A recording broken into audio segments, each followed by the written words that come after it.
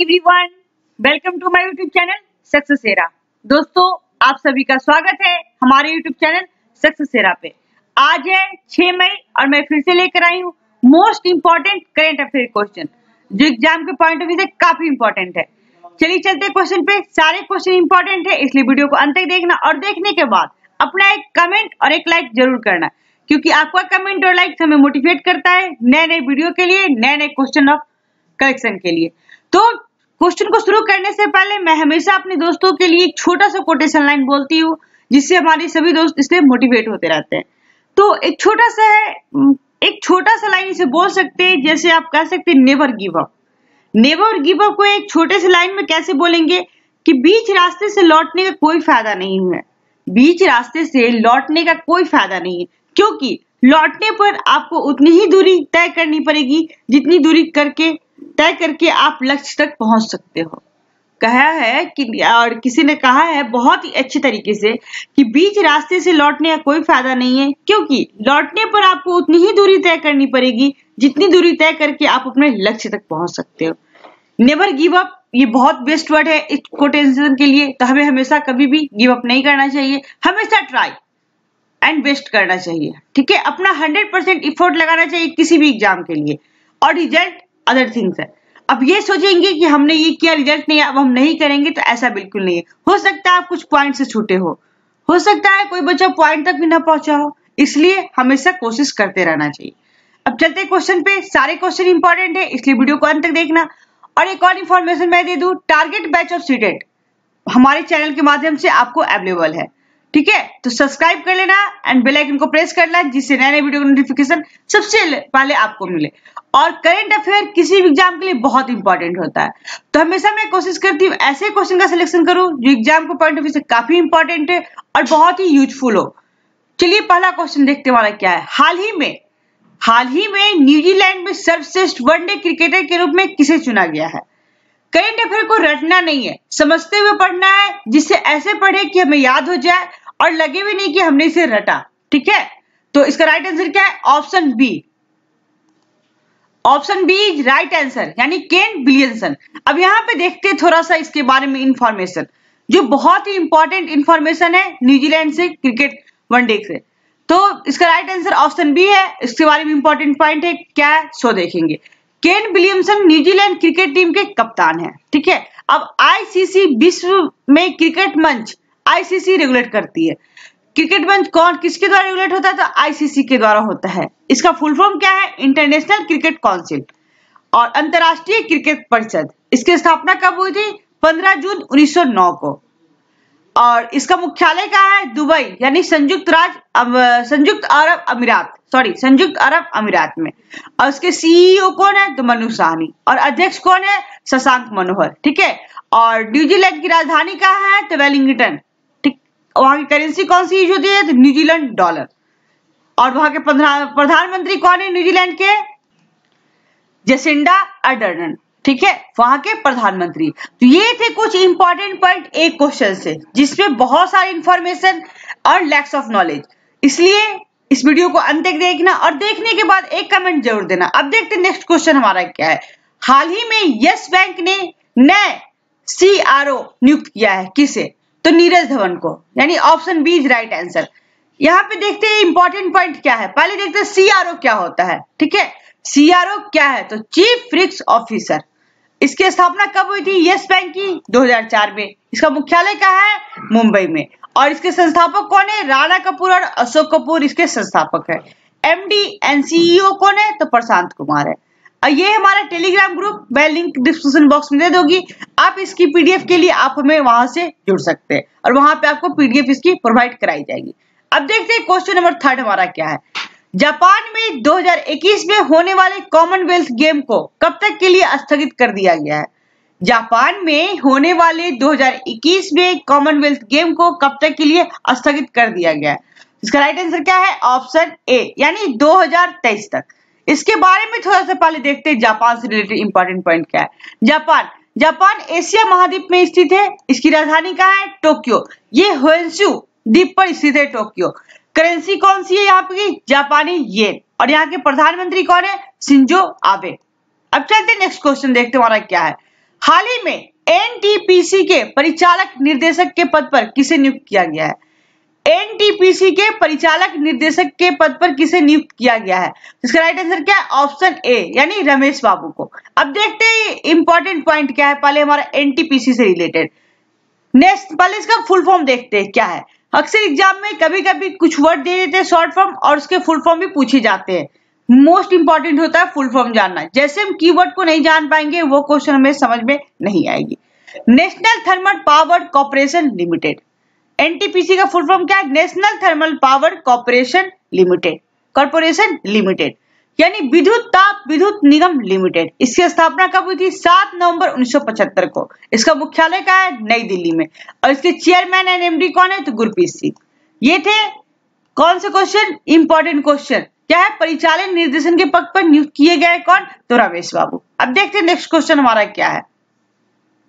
हाल ही में किस बैंक ने हम हार नहीं मानेंगे सॉन्ग जारी किया है? एक सॉन्ग आया है हम हार नहीं मानेंगे। ये सॉन्ग है, ये सॉन्ग क्यों आया है? बहुत सभी लोग हम जानते हैं ये कोविड-19 से रिलेटेड है, इसलिए बहुत इंपॉर्टेंट है। जितने भी कोविड-19 से रिलेटेड योजनाएं आई थी मैं उसकी पीडीएफ प्रोवाइड करा चुकी हूं। मैं कोशिश कर रही हूं कि एक वीडियो बना दूं जो आप लोग के लिए बहुत इंपॉर्टेंट है।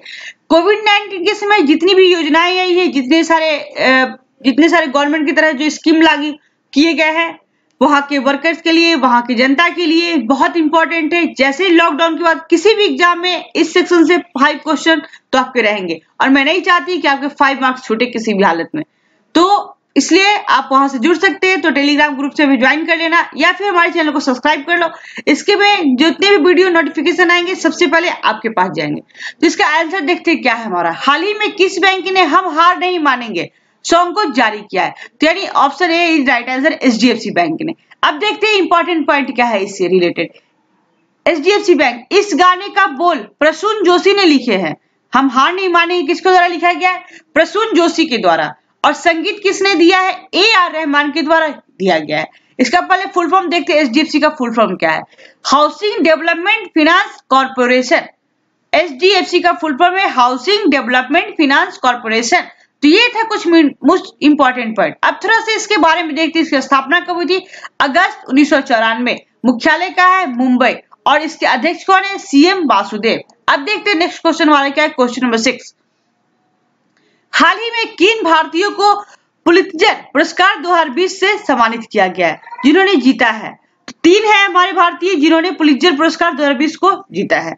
मुख्तार खान, यासीन डार और चित्री आनंद। ठीक है, अब यहाँ पे देखते हैं इनसे रिलेटेड जो मोस्ट इंपॉर्टेंट पॉइंट है मैं वो बताती हूँ। उन्हें क्यों ये पुरस्कार दिया गया है।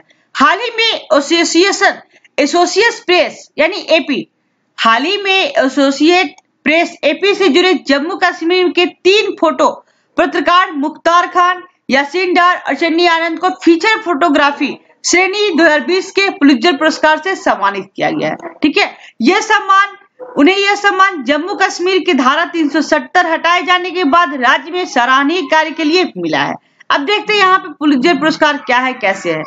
पुलित्जर पुरस्कार अमेरिका का एक प्रतिष्ठित पुरस्कार है जो पत्रकारिता के साहित्य एवं संगीत रचना के क्षेत्र में उल्लेखनीय कार्य करने वालों को दिया जाता है। पुलित्जर पुरस्कार किसे दिया जाता है? यह एक अमेरिका का प्रतिष्ठित पुरस्कार है जो पत्रकारिता साहित्य एवं संगीत रचना के क्षेत्र में उल्लेखनीय कार्य करने वाले को दिया जाता है। पुलित्जर पुरस्कार की शुरुआत कब की गई थी? तो 1917 में की गई थी। अब चलते हैं, देखते हैं नेक्स्ट क्वेश्चन हमारा क्या है। ये थे कुछ मोस्ट इंपॉर्टेंट जो VVI क्वेश्चन है। आप इसे वीडियो को देखते इसे नोट करने की कोशिश करना क्योंकि बहुत ही इंपॉर्टेंट क्वेश्चन है। अब देखते हैं हमारा नेक्स्ट क्वेश्चन क्या है। नेक्स्ट क्वेश्चन हमारा, हाल ही में विश्व अस्थमा दिवस 2020 कब मनाया गया है? तो ये 5 मई को मनाया गया है। अस्थमा दिवस 2020 का थीम क्या था? Enough asthma death. Enough asthma death ये कब का थीम है? 2020 का थीम था। ठीक है, विश्व अस्थमा दिवस का। विश्व अस्थमा दिवस प्रतिवर्ष मई के पहले मंगलवार को मनाया जाता है। अब थोड़ा सा देखते हैं इसके बारे में 5 मई को और क्या था। ये तो अस्थमा दिवस तो जान ही गए, लेकिन बहुत एक इंपॉर्टेंट चीज हमारा छूट रहा था जो मैंने यहाँ पे ऐड कर दिया है। World hand hygienic day. World hand hygienic day ये भी 5 मई को ही मनाया जाता है। अब इसके बारे में थोड़ा अच्छे से इंफॉर्मेशन देते हैं जो बहुत इंपॉर्टेंट है। विश्व स्वास्थ्य संगठन यानी WHO, वर्ल्ड हेल्थ ऑर्गेनाइजेशन ने 5 मई को विश्व हाथ स्वच्छता दिवस के रूप में चिन्हित किया है। यह दिन कई गंभीर संक्रमणों को दूर करने में भूमिका को साफ और सुरक्षित हाथों के लिए मनाया जाता है। इसे हाथ स्वच्छता दिवस के रूप में भी जाना जाता है। ठीक है, किसको? 5 मई को। अब देखते हैं 2020 अभियान उद्देश्य क्या है इसका। तो अभियान का थीम था save life clean your hands. Save life clean your hands, 5 मई याद रखेंगे। ठीक है, 2 प्रोग्राम हो गया। एक हमारा हो गया आपका क्या, विश्व अस्थमा दिवस, और दूसरा क्या हो गया आपका इस यहाँ पे देखिए हम लोग जो पढ़े इसे कि संक्रमण क्या है, विशेष स्वस्थ हाथ स्वच्छता दिवस। ठीक है, save life clean your hands इस डे से भी मनाते हैं किसको, तो 5 मई को। यहाँ पे थोड़ा सा और देखते हैं। ग्लोबल हैंड हाइजीन के डे का मुख्य लक्ष्य यह था कि यह पहचानना कि हैंड वॉश करना सबसे प्रभावी कार्यों में से एक है जो आपको रोग जनकों के प्रसार को कम करने और कोविड-19 वायरस सहित संक्रमण को रोकने के लिए लिया जा सकता है। ठीक है, स्वास्थ्य कार्यकर्ता और समुदाय के सदस्य समान रूप से नियमित और बार बार हैंड वॉशिंग से संक्रमण को रोकने की भूमिका निभा सकते हैं। यह दोस्तों, तो हाथ धोना बहुत ही इंपॉर्टेंट चीज है। और अभी कोविड-19 है तो आप अपने हाथों को हमेशा धोते रहे, हमेशा उसे अच्छे से वॉश करते रहे, और अपने चेहरे स्किन को टच ना करें हाथों से। जो आदत होती है वो थोड़ा सही करें, क्योंकि अक्सर लोगों की हैबिट्स होती है बात करने टाइम अपने फेस पे हाथ रखना या हाथों को आपस में एक हाथ से दूसरे हाथ को पकड़ लेना फिर बात करना, इसलिए लगता है उन्हें कॉन्फिडेंट आता, लेकिन ऐसा नहीं है। आप इसे बचे, अवॉइड करें इस सब आदतों को। अब देखते हैं हमारा नेक्स्ट क्वेश्चन क्या है। हाल ही में कौन सा देश आर्कटिक जलवायु और पर्यावरण निगरानी के लिए अपना पहला सैटेलाइट लॉन्च करेगा? कौन सा देश आर्कटिक जलवायु और पर्यावरण निगरानी के लिए अपना पहला सैटेलाइट लॉन्च करेगा? तो ये रूस है, रूस के द्वारा लॉन्च किया जाएगा। अब पढ़ते कुछ, ये क्या आर्कटिक सैटेलाइट जलवायु और पर्यावरण निगरानी, तो ये क्या है इसके बारे में थोड़ा इंफॉर्मेशन देखते हैं। रूस अंतक आर्कटिक M1 नामक उपग्रह को सोयूज 2 1B रॉकेट के जरिए लॉन्च करेगा। रूस की राजधानी क्या है? मॉस्को। वहां का मुद्रा क्या है? रूबल। और वहां के राष्ट्रपति कौन है? Vladimir Putin. अब थोड़ा सा देखते हैं इसके बारे में क्या है। रूस ने इस साल के आखिर में आर्कटिक जलवायु और पर्यावरण पर नजर रखने के लिए आर्कटिक M नामक एक उपग्रह को लॉन्च करने की योजना बनाई है। आर्कटिक M1 क्या है? अंतरिक्ष यान विकसित किया गया है जो रेडियो इलेक्ट्रॉनिक परीक्षण से गुजर रहा है। इस उपग्रह को 2020 के अंत तक लॉन्च करने की योजना है। यह प्रक्षेपण सोयूज 2 1B वाहन रॉकेट क्या है? कैरियर रॉकेट पर फ्रिगेट बूस्टर के साथ होगा। अब देखते हैं क्या है आर्कटिका M क्या है? What is Arktika M? ये बहुत इंपॉर्टेंट था, इसलिए मैंने यहाँ पे डिटेल से यहाँ पे इसके बारे में बताया है। क्या आर्कटिका M एक रिमोट सेंसिंग एंड आपातकालिक संचार उपग्रह है जो मौसम के पूर्वानुमान वेदर फोरकास्ट में सुधार करेगा और वैज्ञानिकों को आर्कटिका क्षेत्र में जलवायु परिवर्तन को बेहतर अध्ययन करने में सक्षम बनाएगा। उपग्रहों के प्रक्षेपण के माध्यम से रूस का उद्देश्य आर्कटिका क्षेत्र की मौसम की स्थिति की निगरानी के लिए समर्पित एक अद्वितीय उपग्रह नेटवर्क विकसित करना है। ये थे बहुत ही इंपॉर्टेंट एंड इन्फॉर्मेशन पॉइंट, तो मैंने वो बताया। ये हमारा टेलीग्राम ग्रुप लिंक है, आप उसे ज्वाइन कर लेना, मैं लिंक डिस्क्रिप्शन बॉक्स में दे दूंगी। अब देखते हैं क्वेश्चन नंबर 9 हमारा क्या है। डॉक्टर हर्षवर्धन ने लॉन्च की कोविड कथा मल्टीमीडिया गाइड। तो किसने कोविड कथा मल्टीमीडिया गाइड को लॉन्च किया? तो डॉक्टर हर्षवर्धन ने। अब देखते हैं इनके बारे में क्या डिटेल है। केंद्रीय स्वास्थ्य मंत्री डॉक्टर हर्षवर्धन ने कोविड-19 महामारी पर कोविड कथा नाम से एक मल्टीमीडिया गाइड लॉन्च की है। गाइड को 50वें DST विज्ञान एंड प्रौद्योगिकी विभाग स्थापना दिवस के अवसर पर लॉन्च किया गया है। अब देखते हैं कोविड कथा में क्या इंफॉर्मेशन है। Most important and interesting line. Covid कथा में एक दिलचस्प और इंटरेस्टिंग मोड में जनता के लिए वैश्विक संकट पर समेकित और प्रमाणिक जानकारी दी गई है। राष्ट्रीय विज्ञान और प्रौद्योगिकी संचार परिषद यानी NCSTC विज्ञान और प्रौद्योगिकी विभाग DST भारत सरकार के सहयोग से शैक्षिक और अनुसंधान संगठन डॉक्टर अनामिका रे मेमोरियल ट्रस्ट यानी MARMT ने कोविड-19 के A to Z महत्वपूर्ण जानकारी के लिए मल्टीमीडिया गाइड तैयार की है। क्या है ये? विज्ञान और प्रौद्योगिकी विभाग यानी DST, भारत में विज्ञान और प्रौद्योगिकी विभाग मंत्रालय का एक अधीन का एक विभाग है। ठीक है, इसकी स्थापना कब की गई थी? तो मई 1971 में। इसका मुख्यालय कहाँ है? नई दिल्ली। अब चलते हैं नेक्स्ट क्वेश्चन। नेक्स्ट क्वेश्चन हमारा इस सेशन का लास्ट क्वेश्चन है, जो बहुत ही इंपॉर्टेंट क्वेश्चन है, और उसके बाद एक क्वेश्चन मैं आप लोगों के लिए दूंगी जो कि क्विज सेक्शन से होगा। आई थिंक शायद मैंने इसमें ऐड कर रखा है या नहीं पता। पहले इस क्वेश्चन को सॉल्व करते हैं। अब फीफा 2021 विश्व चैंपियन कब आयोजित होगा? तो 2022 में आयोजित होगा। ठीक है, अब फीफा नहीं, फीफा मैंने क्वेश्चन दूसरी क्वेश्चन को रिपीट कर दिया यहाँ पे। अब FINA FINA की 2021 विश्व चैंपियनशिप मई 2022 में आयोजित किया जाएगा। अब देखते हैं इसके बारे में जो मोस्ट इंपॉर्टेंट चीज है, इंफॉर्मेशन क्या है? Swimming world governing body federation international D nation FINA ने स्थगित टोक्यो ओलंपिक के साथ क्लैश से बचने के लिए 2021 फुकुओका जलीय विज्ञान विश्व चैंपियन की आयोजन तिथि को मई 2022 से रीशेड्यूल किया है।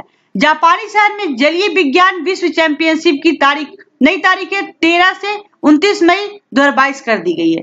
क्या है? FINA को चैंपियनशिप को आगे बढ़ाना पड़ा क्योंकि 20 जुलाई को अगस्त 16 तक 2021 तक का स्लॉट टोक्यो खेलों की नई तारीख के साथ क्लैश कर रहा था, जिसे कोविड-19 महामारी के कारण स्थगित कर दिया गया है। अब देखते हैं FINA के अध्यक्ष कौन है? जूलियो सी मैग्लियोन। FINA की स्थापना कब हुई थी? 19 जुलाई 1908 में। FINA का मुख्यालय कहाँ है? तो लॉजेन, स्विट्जरलैंड में। तो ये थे कुछ इंपॉर्टेंट क्वेश्चन, और ये हमारा टेलीग्राम ग्रुप है, आप इसे ज्वाइन कर लेना। कुछ क्वेश्चन नहीं रहा, लेकिन मैं फिर भी एक कुछ क्वेश्चन देना चाहती हूँ अपने दोस्तों को, जिसका आंसर आप हमें कमेंट करके बताना। कुछ क्वेश्चन है हमारे सभी दोस्तों के लिए, अंतरराष्ट्रीय अग्निशामक दिवस कब मनाया जाता है? ये हमारे कल के करंट अफेयर से क्वेश्चन है, तो मुझे उम्मीद है कि मेरे सारे दोस्तों इसका आंसर जरूर देंगे। तो एक बार मैं क्वेश्चन और रिपीट कर देती हूँ कि अंतरराष्ट्रीय अग्निशामक दिवस कब मनाया जाता है।